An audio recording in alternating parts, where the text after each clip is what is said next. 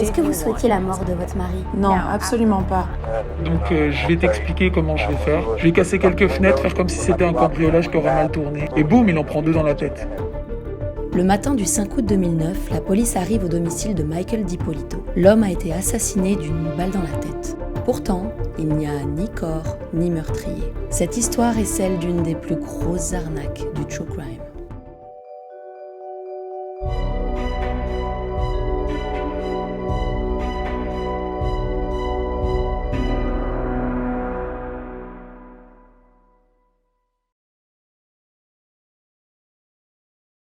Aujourd'hui, je vais vous parler du plus gros scam de l'histoire du true crime. Si vous arrivez à deviner ce qui va se passer avant que je vous l'annonce, vous êtes très fort. Accrochez-vous parce que cette histoire, elle est à peine croyable. Notre histoire commence avec un homme, Michael DiPolito. Et Michael, c'est un gars de Miami qui est un petit peu un cliché du gars de Miami.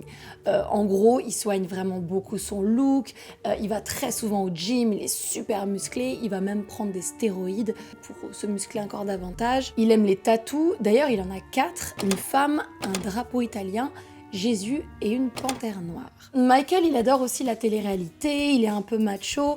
Enfin bref, c'est tous ces petits clichés qu'on peut avoir sur le douchebag entre guillemets. Mais Michael, c'est pas seulement ce gars un peu superficiel, c'est aussi un entrepreneur à succès. Ça fait plusieurs années qu'il mène sa barque et il a même réussi à acheter sa maison cash, une maison qui vaut 225 000 $.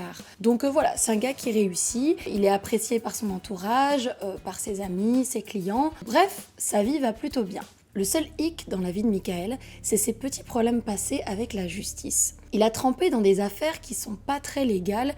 Il a notamment purgé une courte peine de prison pour une affaire de fraude boursière en lien avec la mafia. Mais bon, tout ça, c'est derrière lui. Et puis de toute façon, il a pas trop le choix parce que là, il est en probation. C'est-à-dire que, en fait, s'il fait le moindre faux pas, s'il a le moindre démêlé avec la justice, il peut prendre plusieurs années de prison.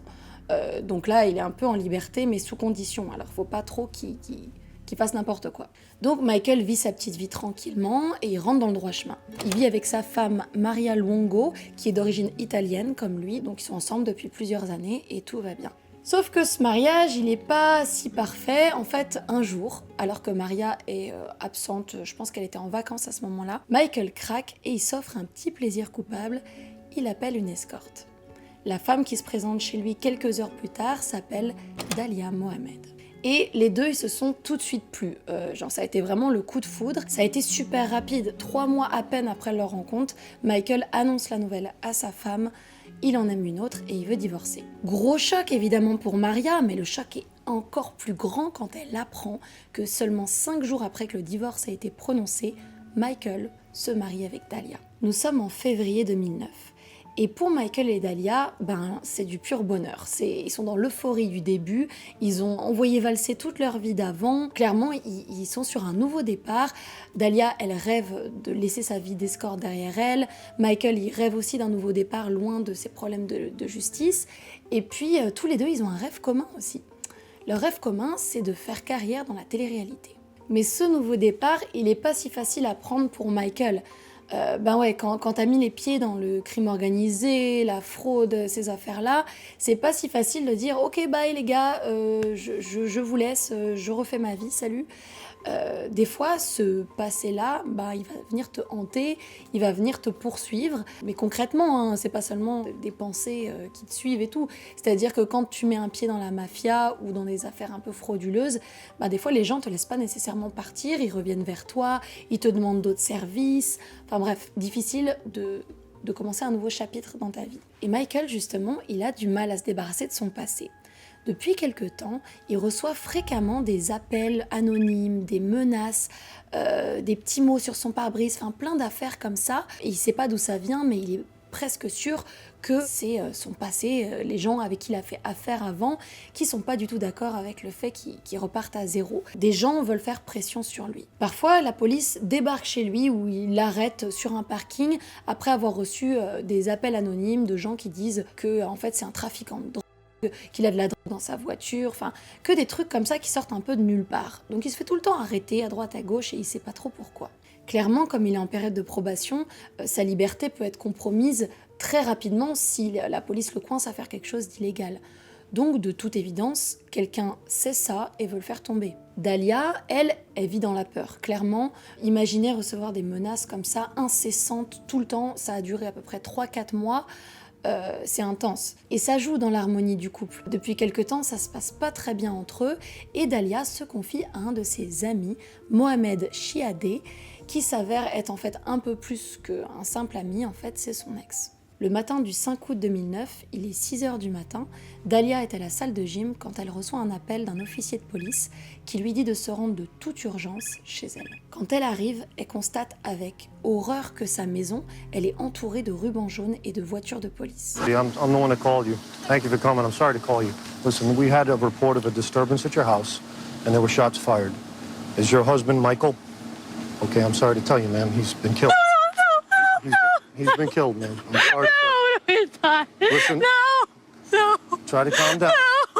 Listen. Right now, we need to get you to the station. No. We need to get you to our police station. I can't let you stay, man. We have to do our job. If you want us to find this killer, okay? We need you to calm down. I'm gonna need you to go with these detectives, okay? Does he have enemies? Is there anyone that would want to hurt him? Man, go with these detectives. If you want to help your husband, okay? If you want to help your husband, you need to go to the station with these gentlemen. Alors, qui a tué Michael? Est-ce que c'est Dahlia? Est-ce que c'est Mohamed? Ou bien Maria, son ex-femme? Ou bien est-ce que ça a un rapport avec le crime organisé dans lequel Michael a quand même trempé un bon bout de temps? À votre avis? Eh bien, aucun des quatre. Michael est encore vivant. Michael n'est pas mort. On arrête tout, écoutez bien ça. À peine un mois après leur mariage, Dahlia, elle en a eu assez de son mari. En fait, il y a des choses qui l'insupportaient avec Michael, notamment le fait qu'il avait des routines très précises, très carrées, et ça, elle en pouvait plus. En fait, ces routines, elles consistaient à se réveiller autour de 5h du matin. Dahlia devait lui faire des injections de stéroïdes. Après, il partait au gym à 5h30. Et ensuite, il travaillait toute la journée à la maison à faire tourner son business. Il y a autre chose qu'elle supportait plus, c'est l'obsession de Michael pour son physique. Je vais vous donner un exemple. Un jour, il se remettait d'une opération de liposuction qu'il avait fait au niveau de ses poignées d'amour. Pas le terme médical, mais en tout cas, vous voyez. Et donc, il se reposait. Et Dahlia, ça l'a irrité au plus haut point. Et elle a texté un ami à elle pour lui parler de ses frustrations. Et cet ami lui a dit « c'est quand même assez gay ». Et elle a répondu « je sais, il est tellement superficiel ». Et la chose la plus triste là-dedans, c'est que quelqu'un comme lui, il sera jamais heureux en fait. Il y a autre chose aussi qu'elle supportait plus, c'est la belle-mère, le classique, Mais elle pouvait plus supporter la mère de Michael qui passait des heures chez eux. En gros, elle supportait plus rien de leur vie commune, quoi. C'est vraiment, elle arrivait plus à supporter ce gars-là. Ce qui est quand même fou, mais on va y revenir, c'est que pour moi, c'est pas un mobile assez fort pour le tuer. Mais en tout cas, on va y revenir. Vous allez voir, il y a d'autres informations très importantes que je vais vous partager après. Bref, du coup, Dahlia, elle en parle à son ex-petite amie, Mohamed, vous vous souvenez, ce gars dont je vous ai parlé au début, et elle lui a demandé de le tuer. Concrètement, ce qu'il a refusé, il a eu vraiment le bon comportement parce qu'il a directement été voir la police pour leur rapporter que Dahlia a l'intention ferme de tuer son mari. Il connaît Dahlia, il connaît bien sa manière de parler. C'est une fille qu'il a quand même fréquentée dans l'intimité et il est pas mal sûr qu'elle est prête à passer à l'acte en fait. Donc quand ils se rend à la police, là, les officiers sont un peu sceptiques, mais ils l'écoutent. Mohamed raconte ce qui vient de se passer, la conversation lunaire qu'il a eue avec Dahlia, et là, la police, il lui donne une mission. Il donne une mission à Mohamed pour vérifier si la jeune femme est sérieuse dans ses intentions. Les officiers disent à Mohamed d'aller reparler à Dahlia et de lui donner le contact d'un tueur à gages. Et l'inquiétude de Mohamed était vraiment fondée. Quand il retourne voir Dahlia, il parle à une femme plus que décidée en fait. Lui, il continue à dire qu'il veut pas tuer Michael et Dahlia lui dit « Ok, si tu veux pas le tuer, c'est pas grave, je vais trouver quelqu'un d'autre pour le faire, je me débrouillerai. » Alors Mohamed lui tend un bout de papier avec les coordonnées d'un gars qu'il connaît. C'est un tueur à gages qui pourrait éliminer son mari. Elle prend le bout de papier, elle appelle le numéro et une rencontre est prévue 2 jours plus tard. Sauf que ce tueur à gages, c'est un policier en couverture et toute leur rencontre a été filmée en caméra cachée. Regardez ça. Hey, where's staying in here, right? All right, yeah. Okay. Yeah. And then I'm going to tell you how I'm going to do it and when exactly it's going to be done. I just want to make sure that, you know, this is what you want. All right? So, sure you want to kill this dude? Do we really have to? Because right now he's on probation, so there's a lot of people that don't like him. I don't know how well you handle pressure. You understand? I don't know, you know, because I don't want... No, I'm not gonna, you know, I'm a lot tougher than what I look. I know you see me and you're like, oh, what a cute little girl, whatever. You know, but I'm not. That you are. You're extremely beautiful. Thank you, but, you know, I just need to make sure everything's gonna take care of. I got to do my homework, you know? Right. I got to, you know exactly where the place is and how to get out of there, how to get in and out, you understand what the neighbors want. I got to call the cops, you know, report a shooting to see how fast they get to that location. There's a lot of stuff I got to do. Okay, over on 441. Okay, so the partner's office is actually on 441. Yeah, not good. have the motion detector. Yeah. So it's like even if you go with the key, if he walks the dog in the morning, you know, every morning. Puts a couple windows, make it look like a robbery that went bad. As long as then, you know, he gets two in the head, it's going to have to be at the house. I just want to make sure that you're not going to be home when no one else is not going to be home. Well, you got to tell me, like, okay, are we looking at Wednesday morning or are we Yeah, looking at... Wednesday, between now and when it's done, you know, you're not going to have an opportunity to change your mind. Even if you change your mind, don't There's stop. no changing, no, there's no, like, I'm determined definitely already. you wanna I'm do this positive, like, Okay. 5,000% sure, like, Okay. we were good to go. Like, with me, you're not going to have a problem, you're not going to have an issue. I'll be in the house by 6:30. Okay, if you All decide right. that you're not going to do the... Well, that's by the time you get back from the gym, you're going to find a dead body in the house. All right? All right. Okay. All right, thank you so much, and You'll hear from me. I'll hear from you. All right? All right, thanks a lot. Okay. Bye. Cette vidéo, elle est hallucinante. Je sais pas ce que vous en pensez, mais c'est vraiment fou. On voit Dalia qui est super déterminée. Elle est prête, quoi. Elle est prête à passer à l'acte. Pendant cette séquence, ou juste après, elle va donner 7 000 $ à ce tueur à gages et elle va convenir avec lui que Michael sera éliminé le matin du 5 août 2009 pendant qu'elle sera au gym, histoire d'avoir un alibi. Et donc le matin du jour convenu pour éliminer Michael, le jour convenu par Dalia et le faux tueur à gages, eh bien la police arrive devant la porte de Michael pour lui expliquer ce qui se passe. Et à ce moment-là, Dalia, elle est innocemment partie à la salle de gym en laissant délibérément la porte d'entrée ouverte pour faciliter le passage au tueur à gages. Donc les policiers se retrouvent face à Michael, il est 5h30 du matin et il lui explique qu'est-ce qui est en train de se passer. Et Michael est complètement choqué. Imaginez, on vient vous annoncer au petit matin que votre femme a engagé un tueur à gages pour vous éliminer, c'est vraiment une histoire de malade. Enfin bref, du coup, ils sortent Michael de la maison, et là ils déroulent des rubans jaunes tout autour de la maison, enfin bref, ils orchestrent vraiment la soi-disant mort de Michael, et ils appellent Dalia. Et ils lui disent pas tout de suite ce qui se passe, comme le veut la procédure. This is Sergeant Frank Ramsey, Boynton Beach Police Department Detective Division. I need you to call me as soon as you can, ma'am. It's urgent. Thank you. We left her a message, so we'll wait and see. Elle arrive en panique de la salle de gym. Elle sait très bien ce qui se passe. Elle sait très bien que Michael a été exécuté par un tueur à gages. Enfin, c'est ce qu'elle croit. Et puis, le policier lui annonce la terrible nouvelle. I'm Sergeant Ramsey. I'm the one that called you. Thank you for coming. I'm sorry to call you. Listen, we had a report of a disturbance at your house, and there were shots fired. Is your husband Michael? Okay, I'm sorry to tell you, ma'am. He's been killed. He's been killed, man. I'm sorry. No, he's not. Listen. No. Try to calm down. No. Listen, right now what we need to get you to the station. No. We need to get you to our police station. I want to see him. I can't let you see him, man. We have to do our job. If you want us to find his killer, okay, we need you to calm down. I'm going to need you to go with these detectives, okay? Does he have enemies? Is there anyone that would want to hurt him?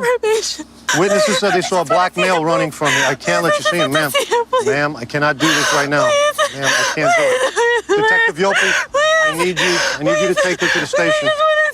I can't. Ma'am, go with these detectives. If you want to help your husband, okay? If you want to help your husband, you need to go to the station with these gentlemen and tell us everything you know about who he knows, who he's connected to. Don't worry, we've already taken care of dogs with animal control for right now. Everything's under control. Après ça, la police emmène Dalia au poste pour qu'elle puisse identifier le suspect, un faux suspect bien sûr. Elle ne le sait pas encore, mais le piège est en train de se refermer sur elle. Elle arrive dans la salle d'interrogatoire, elle s'assoit. First of all, let me just tell you, I'm sorry for your loss. I just want to see my husband, please. Et là, le policier lui annonce la vérité. The game's over with, okay? There's no more games with you and I. I want to know if you know this guy. Come here. You know who this guy is? No, You've never seen him before. I've never seen him before. Ever. Do you know her? Put your head up and look at her. Put your head up. I've never seen him. You're going to jail today for solicitation of murder. You're under arrest. That's an undercover police officer.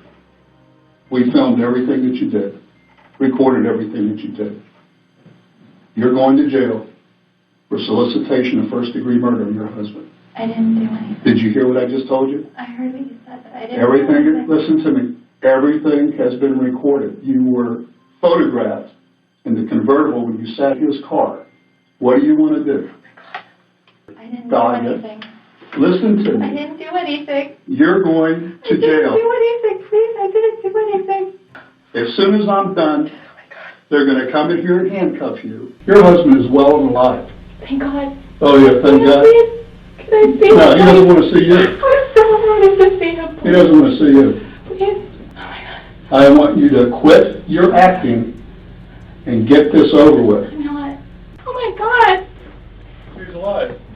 Come here, please. Come here. Mike, come here. Come here, please. Come here.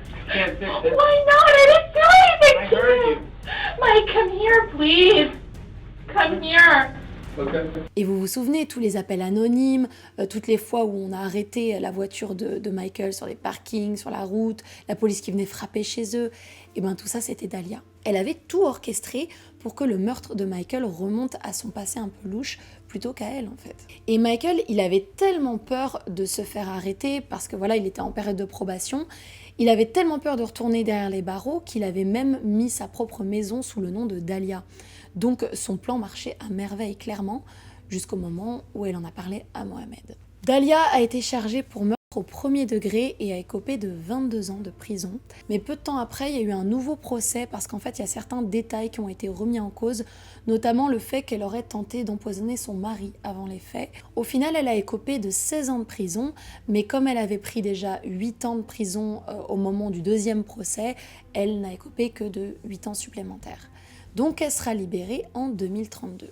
Et si on a toute cette documentation vidéo, c'est parce qu'il existe une émission aux US appelée Cops qui suit le travail de la police. C'est un genre de reality show en fait. Et quand la police a décidé d'investiguer sur l'affaire, après le signalement de Mohamed, eh bien Cops les a suivis et a tout documenté. Mais écoutez bien ça. L'avocat de Dahlia, il a une version un peu différente des faits. Il parle d'un coup monté de Michael lui-même. Ok, laissez-moi vous expliquer. En fait, Michael, il a un passé assez troublé avec la justice, comme je vous l'ai expliqué plus tôt. Plusieurs années avant que les faits arrivent, il a eu un parcours assez intéressant. Il a été arrêté pour possession de drogue en 93, puis pour achat de services sexuels en 97, et puis il a été introduit à une famille mafieuse italienne et il a participé à une fraude boursière avec eux en 2002.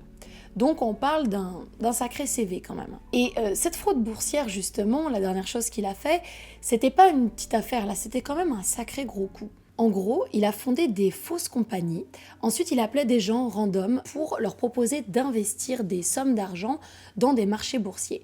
Et il a réussi à les convaincre, il en a convaincu plusieurs comme ça d'investir 15 000, 20 000, 25 000 $ dans des marchés boursiers. Sauf que cet argent-là, il l'a jamais investi, en fait il a tout gardé pour lui. Donc c'est un peu un truc façon Loup de Wall Street. Et comme ça, il a réussi à voler 200 000 $ à des gens qui lui faisaient confiance. Bref, tout ça pour dire que Michael, il n'était pas non plus blanc comme neige. Et justement, l'avocat Dahlia, il pose la question, et si Michael avait monté ça toute pièce ? Parce qu'il se base sur autre chose, l'avocate Dahlia, les dires de Dahlia elle-même. En fait, Dahlia affirme qu'elle savait qu'elle était filmée par un agent infiltré et son mari il voulait désespérément devenir une star de télé-réalité. Alors, il l'a convaincue de réaliser une vidéo un peu montée de toutes pièces pour se faire remarquer. Ils basent notamment leur défense sur ce moment, regardez bien ça, au moment où Dahlia est dans la voiture, elle a l'air de regarder directement dans la caméra cachée. Alors, coïncidence ou pas, L'avocat de Dahlia, il explique que Michael, il cherchait tellement désespérément à se faire remarquer par quelqu'un de la télé-réalité, par un producteur ou par le public, qu'il aurait monté ce canular de toutes pièces et Dahlia serait innocente. C'est une version que défend Dahlia et son avocat encore aujourd'hui en 2023. Une chose est sûre, Michael et Dahlia rêvaient de faire de la télé-réalité et les choses peuvent prendre une tournure assez inattendue parfois parce que d'une certaine façon, c'est chose faite aujourd'hui. Come here, please. Mike, come here. Come here, please. Come here. I can't fix this. Did you want your husband dead? No, absolutely not. I am 5,000% sure she tried to kill me. We plan on getting these charges thrown out of court, Amy. We've filed a motion to dismiss all of these charges. It was a tape. That was the purpose of it. That's such a... that's my reaction. I'm laughing. I was accused of something that I didn't do. Liar, liar, liar. Now, Michael DiPolito is building a new life and has found a new love. Gloria and Michael are now engaged. How much do you love this guy? I love him a lot. Sometimes it's hard to accept something this good's happening to you. Et voilà, c'est tout. Laissez-moi savoir votre avis sur cette histoire qui est juste incroyable au niveau de la documentation. Il y a tellement de matière, c'est vraiment fou de voir toutes ces réactions en live et tous ces aveux et tout ça, c'est vraiment incroyable. Ça rend tout ça beaucoup plus réel, je trouve. Et je trouve qu'il y a pas mal de questions autour de cette histoire. Premièrement, les moyens mis en œuvre pour arrêter Dahlia, est-ce que c'est quelque chose que la police aurait fait, de cette orchestration du faux crime, si ça n'avait pas été filmé ? Je sais pas trop, peut-être que c'est des choses qui se font, hein, je sais pas vraiment. Et puis aussi, la vraie version de cette histoire est quand même un peu trouble, même si je crois pas vraiment, je pense, à la version de Dahlia. Mais il y a toujours un doute qui plane quand même. Jusqu'où aurait pu aller Michael, je sais pas. En tout cas, une chose est sûre, c'est que la justice a été rendue, Dahlia a été jugée coupable et Michael innocent. Donc ça, on peut pas le remettre en cause, mais peut-être qu'il y a une part d'ombre dans cette histoire, je sais pas trop. Dites-moi ce que vous en pensez en commentaire. Oh, j'ai plus de batterie, je vais vous laisser, je vous mets mes réseaux juste ici. N'hésitez pas à vous abonner si c'est pas déjà fait. Et moi j'espère que vous ferez pas trop de cauchemars cette nuit. Et je vous retrouve très bientôt pour une prochaine vidéo. Bye.